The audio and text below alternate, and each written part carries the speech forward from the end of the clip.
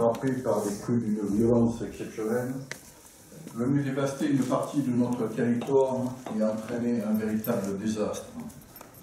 Un spectacle de désolation auquel nous avons assisté ces derniers jours dans la vallée des Gaves. En premier lieu, je pense aux familles des 2 personnes décédées, Madame Bernadette Roussel de Pierrefitte, emportée par la crue du Gave, Monsieur Marcel Martinez de Luce, emporté par une vague sur un pont en plein centre de Luce. Je vous proposerai, à la fin de mon propos, de leur consacrer une minute de silence. Je voudrais témoigner également des dizaines de personnes que nous avons rencontrées, choquées, traumatisées par la violence de l'événement et véritablement meurtries. Les dégâts matériels sont considérables. Des routes coupées, emportées, des maisons détruites, des villages dévastés, tout un environnement ravagé et défiguré. C'est toute l'économie du département qui est fragilisée par cet événement, qu'il s'agisse du tourisme bien sûr, mais aussi de l'agriculture et de l'industrie. Mais au-delà, c'est la vie même qui est malmenée dans certains villages et dans un environnement qu'on ne reconnaît plus et qui ne sera plus tout à fait le même. Enfin, pour ce qui concerne plus particulièrement notre collectivité, le bilan des dégâts sur les routes départementales n'est pas encore définitif, mais nous savons qu'ils seront beaucoup plus importants qu'à l'automne dernier. Ce sont peut-être 10 voire 20 millions d'euros qu'il nous faudra trouver pour réparer localement, reconstruire les routes et les ponts. Des travaux d'urgence doivent être engagés sur les routes de montagne et dans les vallées pour rétablir et sécuriser les accès. Dès mercredi soir, j'ai réuni avec Gérard Moug les entreprises du département pour les mobiliser d'urgence. Et je dois les remercier d'avoir répondu spontanément. Nous nous sommes réunis ici, dans cette salle. J'ai pu constater combien ils ont été solidaires, réactifs et combien leur contribution va nous être utile. Lors de la visite de M. Manuel Valls, ministre de l'Intérieur, de Mme Delphine Batho, ministre de l'Écologie, du Développement durable et de l'Énergie, mercredi dernier, j'ai insisté sur la nécessaire solidarité nationale. J'ai demandé que les indemnisations de la précédente crue d'octobre soient accélérées, car à ce jour, la procédure de mobilisation des fonds n'est pas encore engagée. J'ai bien sûr demandé que la reconnaissance de catastrophes naturelles soit confirmée le plus rapidement possible pour ces derniers événements. J'ai aussi fait part aux 2 ministres des tracasseries administratives auxquelles nous sommes confrontés face à l'application des textes relatifs à la loi sur l'eau et leur application sur le terrain par l'administration d'État. J'attends donc de l'État que cette reconnaissance de catastrophes naturelles se traduise aussi par un accompagnement technique, administratif à la hauteur des enjeux que nous avons à gérer.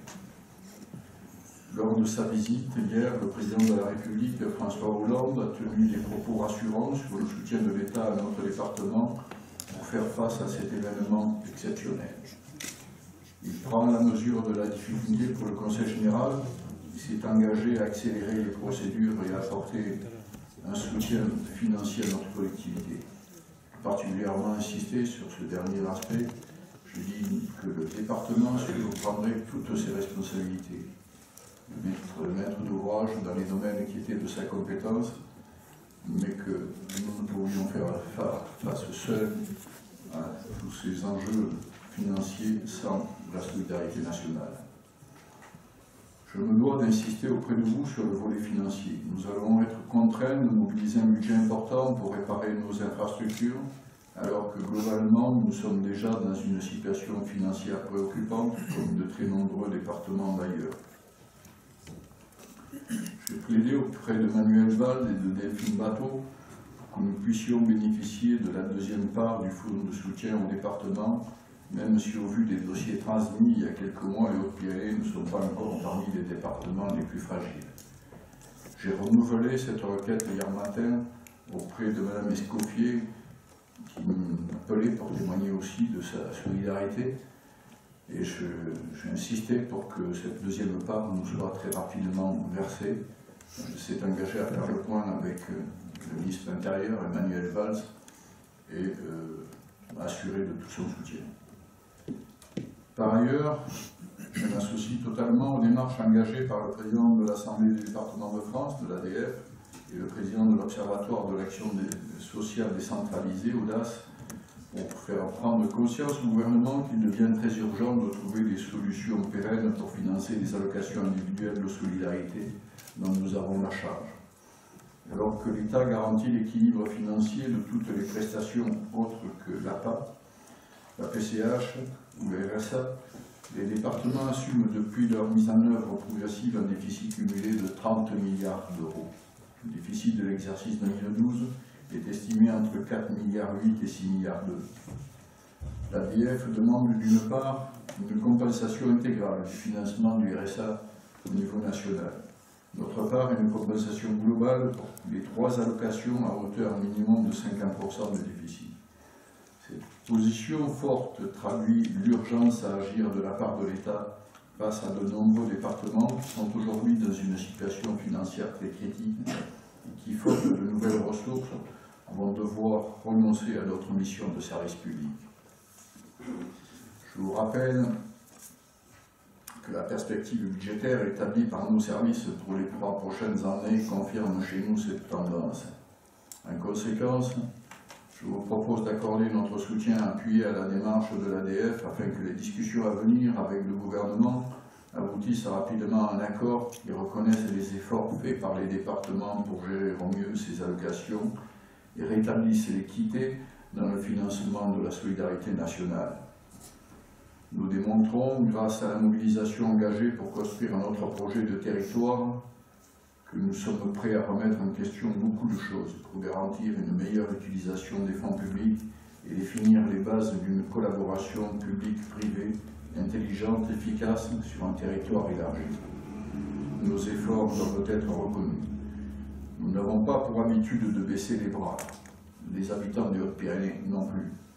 À cet égard, je dois vous témoigner également, au-delà du spectacle de désolation, de la mobilisation sans faille de tous les professionnels concernés ainsi que du formidable élan de solidarité qui se crée. Nos services, les pompiers, la protection civile, la sécurité civile, mais aussi les entreprises, et j'insiste aussi auprès des entreprises, je l'ai dit il y a quelques instants, les élus, tout le monde est à pied d'œuvre dans un esprit de solidarité pour faire face aux premiers besoins d'urgence. Les propositions de dons et de bénévolat se manifestent également. Le comité de direction de notre institution s'est réuni ce matin pour proposer une organisation de coordination départementale de cette solidarité. Et notre directeur général m'a donné quelques éléments il y a quelques instants, suite à la réunion de ce matin. Il sera procédé donc à un recensement des besoins de secours de toute nature. 5 personnes seront à disposition, recensement des offres de services, une mise en relation avec les associations caritatives, les communes et au-delà.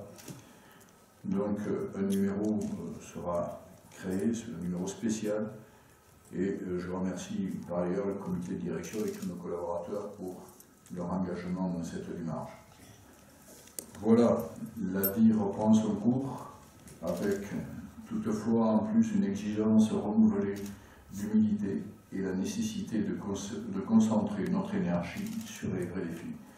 Je vous remercie et nous allons observer la minute de silence à la mémoire des 2 personnes disparues. Je vous remercie.